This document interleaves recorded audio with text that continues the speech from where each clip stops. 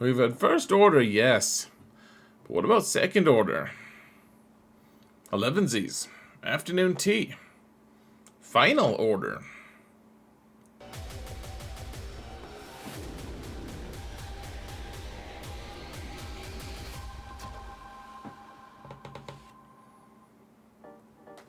Hello everyone and welcome to another episode of Zareth Prevails. The new Datacron set is completely insane, and there's a lot of teams that you can make that most people are going to have, and it's probably worth taking a look at. We're also going to talk about my thoughts a little bit on the new exclusive Datacron that CG has released, and it'll be good, folks. There's an infographic involved. We're gonna have a good time. So before we do that, I want to shout out my patrons. You guys are awesome. Thank you so much for the support, folks. You're amazing. Keep doing what you're doing. And if you want to support this channel for free, folks, all you gotta do is hit that thumbs up button. Like, subscribe, comment. The Datacron videos, especially, folks, I would really appreciate a thumbs up, at least, if you can. If you could spare a comment, very, very appreciated, folks. Especially because of the time and effort that it takes to get through this. Now, first, people want to know what my thought. For some reason, people have asked this a lot about. Okay, so we're getting a new Datacron for Padawan Obi-Wan, right? And it's exclusive. If you don't pay the $300-ish, I realize you can get it for cheaper if you get really lucky, but for the most part, it's about a $300 investment to get the new character. You don't get his Datacron. You can't roll it. It's just not available to you. And so there's a couple things I think about it, honestly, folks, because people keep asking me. I'm like, I don't know why you want to know what I think, but okay. First off, I've always thought, and this is my opinion, so you don't have to share it, but I've always thought that there's a lot of diminishing rewards in this game for the people who want to spend a lot of money. If you want to spend a small amount of money, there are efficient ways that you can get more bang for your buck, but if you want to spend thousands a month or something, you're going to end up being extremely inefficient, and that's fine. That's a choice people make, and I don't feel sorry for them for the money they've spent, but I've also always thought maybe CG should reward these people who are kind of just funding the game to keep the lights on, to keep everything running.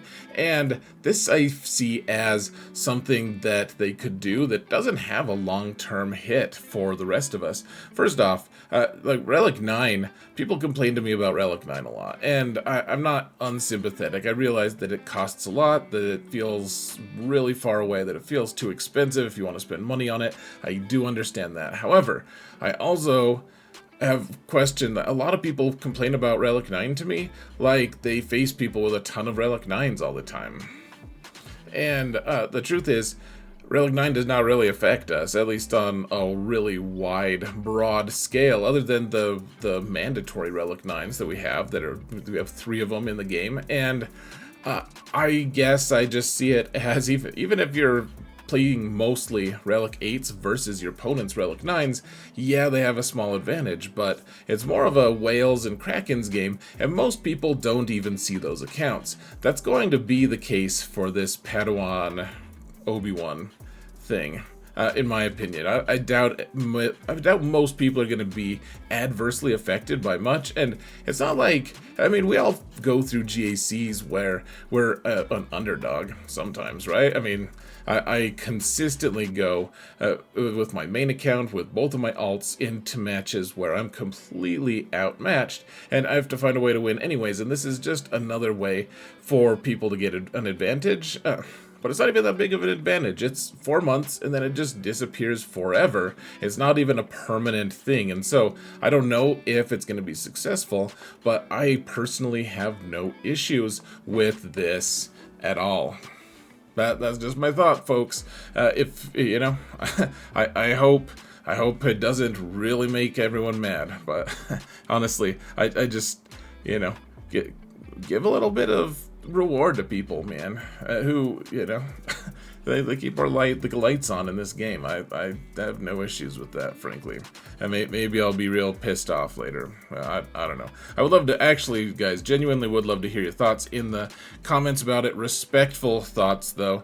We don't need rampant madness. We get enough of that in my videos. So now on to the important stuff, guys.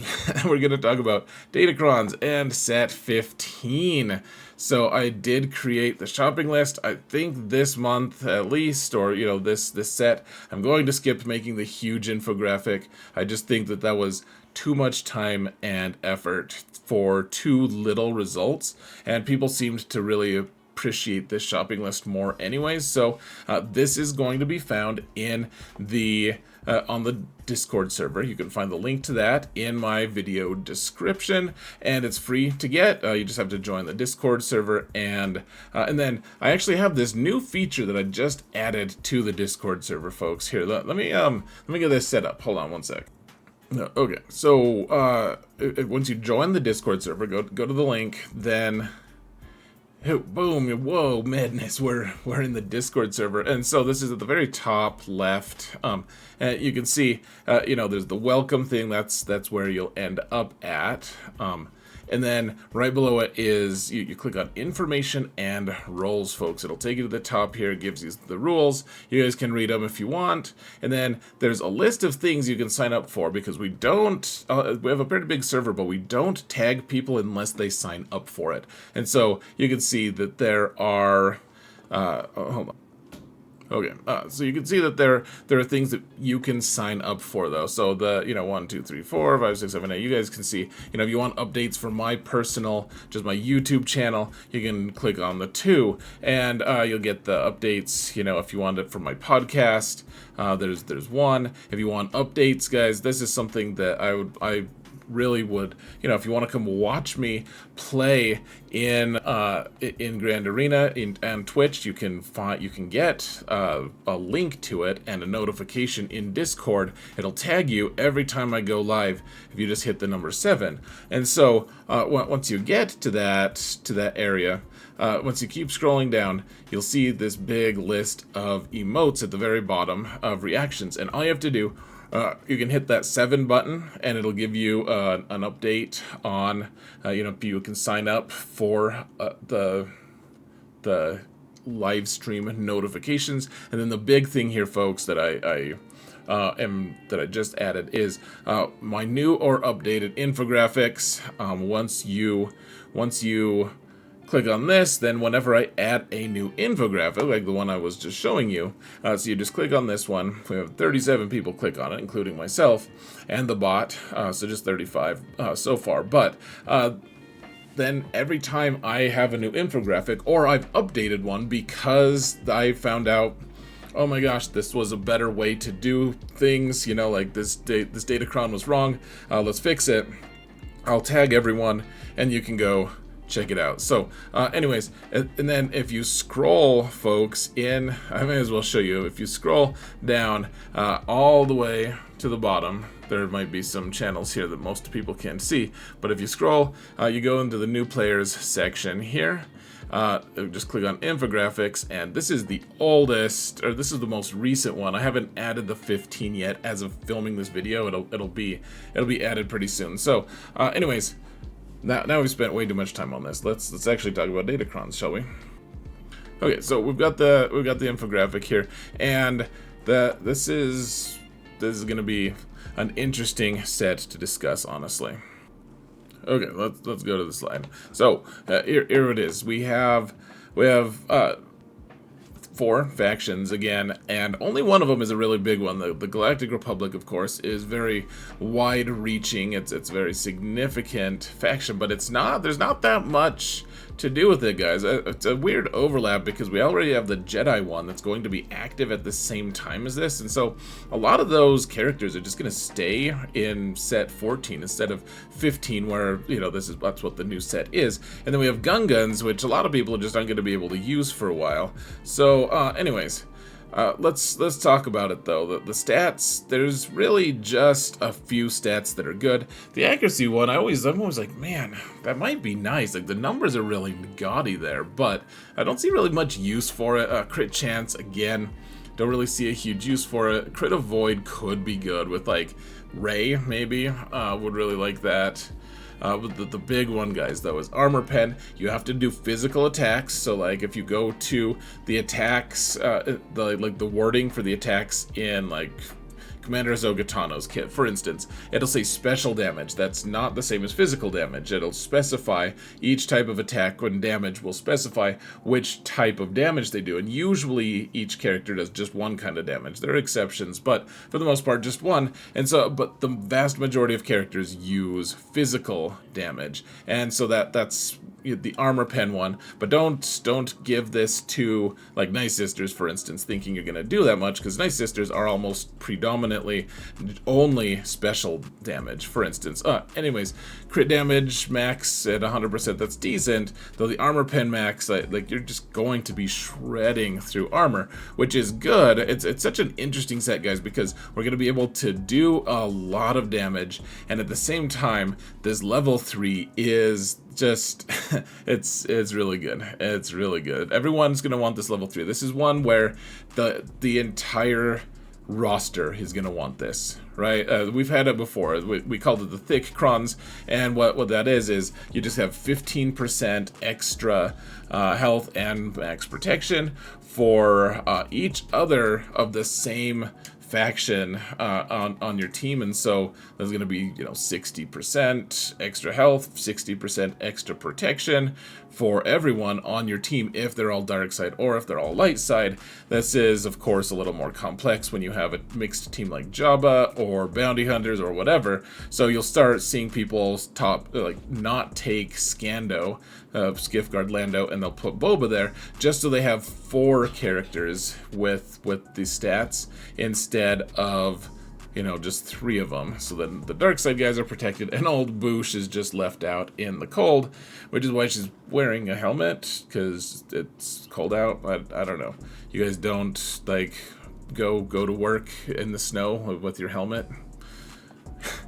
I don't know how that works. So anyways, this is a really good level 3, and the other level 3s all suck. So everyone's gonna want this. Like, this is gonna be the standard thing that everyone's gonna want. Every single team wants this, except for maybe Nice Sisters who want to die, but this one won't let them. So everyone's going to be so tough to kill, and yet they're going to have an unprecedented amount of firepower to be able to get through with the killing. So first, the faction. First Order. This one's pretty straightforward and also very convoluted because I have no idea what's going to be best with them. We're gonna have to do more research, gonna have to figure it out. But I will say this, folks: the three level 9s that you want to look at are Supreme Leader Kylo's, First Order Special Forces TIE Pilot, and the First Order Stormtrooper one. All 3 really strong. I don't know what combination, but it seems like, and of course we can go a different direction if we want, but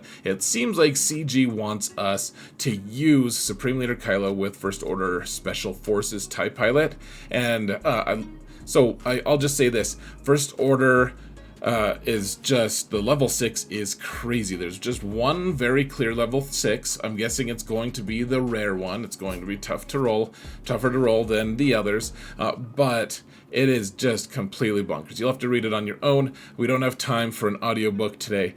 We just don't have it. And then of course in Territory Wars, I don't know. I'm absolutely sure that Phasma will be involved in all of this somehow.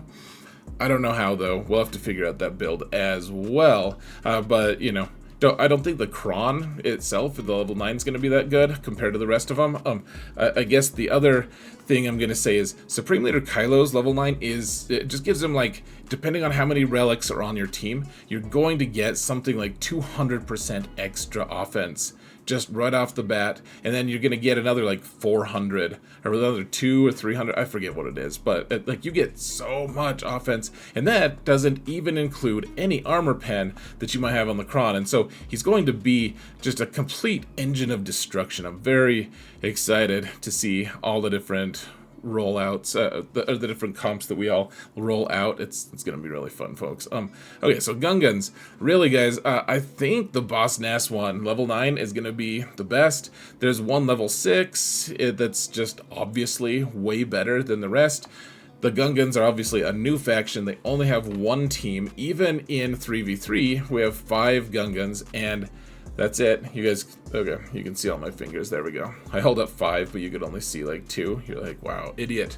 You were probably like that anyways, because you were looking at Boss Nass, not at me, obviously. But I think that even if you don't have Jar Jar unlocked, guys, even if you just have the other 4, you're gonna want the Boss Nass one. The Jar Jar one looks okay, it looks fine, like it would be good if we didn't have the Nass one, but I think Nass is pretty good. It's like when the shield generator dies, which is the goal when you try to kill the gun guns, as I'm learning, once you try to kill them, you kill the shield generator and it just regenerates. It regenerates. Yeah, it's crazy. That's and also, there's a ton of other stuff. That's a very tough team. It's going to be so thick with the DATACRONS, and oh my gosh, it's gun guns are going to be so gross, folks, for a while. And they're going to be pretty good even without Jar Jar, actually, guys. So if you farm them up a little earlier than the new Jar Jar unlock, it's probably going to do you well. Now, the Galactic Republic, there's only a few teams that are really going to be impacted by this. For the most part, they're trying to target teams that do protection up, which means Jedi Master Kenobi and Padme. I don't know if Padme is going to go with Jedi Master Kenobi, to be honest, guys, and that's kind of reflected in the infographic that I had. But for the most part, it's just going to be Padme is either going to be on her own kicking butt, or she's going to be hanging out with Kenobi. It's a really interesting thing. It looks like with Padme on the team with Kenobi, even if she's not the lead, it looks like the Kenobi team will still be able to gain courage sometimes, which is really interesting interaction. So I'm fascinated to see where that goes. And then General Skywalker, the thing that kind of gets lost in translation that I haven't seen anyone mention yet is the level 6, where if you have 50% or more turn meter, when someone starts to attack you, you take 75% less damage. This has been complete destruction for a bunch of different sets. We had it for Rebels, we had it for a few other factions, but you can do this with your General Skywalker team. Right in lockstep with having those DATACRONS. Now, is this going to be better than the set 14 thing for General Skywalker? I don't know. I'm inclined to just use General Skywalker's level 14 or set 14 for a while, but this might be too good to ignore. And then, of course, you have things, just the one-offs of Galactic Republic that are on other squads, such as on Leia's team. She's gonna have one Galactic Republic in this in the form of R2-D2, and he's gonna be a thick little boy as usual. Now, Inquisition are interesting because first off, Inquisition with Reva lead are gonna just destroy things, and the Reva lead I think is good enough. The level 9 for her is good enough that you don't need the level 9 from Ninth Sister. The Ninth Sister, though, is very strong. It's a very strong cron. Again, there's one obviously stronger level 6 for this faction, so we won't mess with that. But otherwise, Ninth Sister could be a floater on a ton of different teams, on like a Malicos Seer team, on Lord Vader's squad, etc. So there's a few different options there. Now, how do you choose? Galactic Republic are mostly just Jedi, and they're not a huge priority to change, honestly, folks. The Padme Cron is extremely interesting.